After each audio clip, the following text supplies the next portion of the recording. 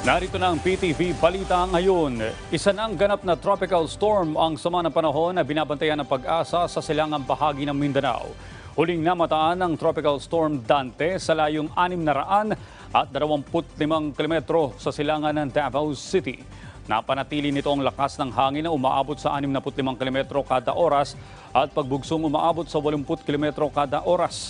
Patuloy itong kumikilos pahilagang kanluran ng Mindanao. Dahil dito, ayon sa Pag-asa, asahan na ang mahihina hanggang sa malalakas na pag-ulan sa Caraga at Davao Region, Socsargen, Bukidnon at Misamis Oriental sa mga susunod na oras.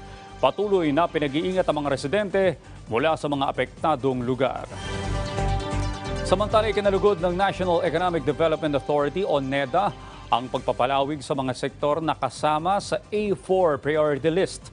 Ayon sa NEDA, malaking tulong ang ginawa ng IATF para sa muling pagpangon ng ekonomiya.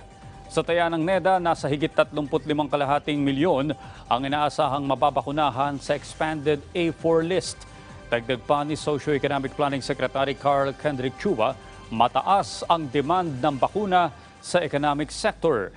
Magugunitang isinama na ng IATF sa A4 priority group ang mga empleyado ng gobyerno, GOCCs, local government units at ilang economic frontlines sa pribadong sektor na kailangang magtrabaho sa labas ng kanilang mga tahanan. Alamin mo natin ang iba pang balita mula sa PTV Cordillera. Magandang umaga, Eddie Carta. Magal daw, Audrey, umat nga ito iti bilang nagiti matmatay gapo iti COVID-19 dito i Baguio City. Iti datos ni City Health Services Office dahil listay iti kangatuan nga case fatality rate iti May 20 nga dumanon iti 2.9%. Ang katukan iti 247 deaths manipod iti nasurok 11,800 cases dito i Baguio City. Nakatgato na ito, nidilig iti national case fatality rate nga 1.69%. Kadwan nga pimbusay dagiti COVID-19 patients nga agtawan iti 50 at pangato ken addan iti comorbidity. Naminsan manan nga nagpalagip ni Mayor Benjamin Magalong iti dagos nga panagpakonsulta dagiti man makapasar iti mapapati nga sintomas ti COVID-19 infection.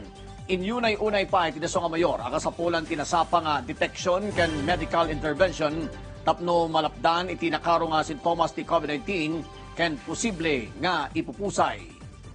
Iti sabali nga damag mangipatungpal manen ti City Veterinary and Agriculture Office iti Coggins test kadagiti kabalyo ti Wright Park tapno mabigbig dagiti man posible nga nakaptan iti equine infectious anemia. Sigon kini City Veterinarian Dr. Bridget Tapiok addan iti 20 kabalyo nga nakakuatin kasi magmamano iti natay kalpasan nga nadoktalan nga nagpositibo ti EIA. Ti Department of Agriculture Cordillera ti mangipaay kadagiti kasapulan nga test kits ken materials para iti aktibidad. May patpatungpal iti Coggins test tunggal 6 abulan tapno maprotektaran dagiti kabalyo amar-araman iti tradisyonal nga horseback riding iti nalatak a Wright Park iti Baguio City. Kinunana, akasapol nga malapdan ti panagwaras tinasaw nga sakit kadagiti kabalyo tapnosan nga madoble ti panikot dagiti pony boys ang araman kadagiti naapektaran iti panggedanda gapo iti pandemya.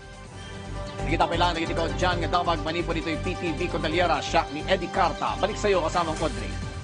Maraming salamat kasamang Eddie Carta.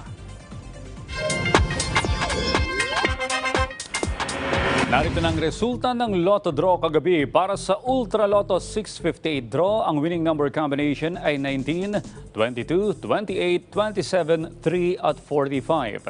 Para naman sa Super Lotto 649 Draw, winning number combination ay 41, 34, 46, 30, 42 at 6. Wala pa pong nakakuha sa mga jackpot prize ng Super Lotto 649 at Ultra Lotto 658. Antabayanan ng mga draw ng Grand Lotto 655 at Mega Lotto 645 mamayang alas 9 ng gabi dito lamang sa PTV.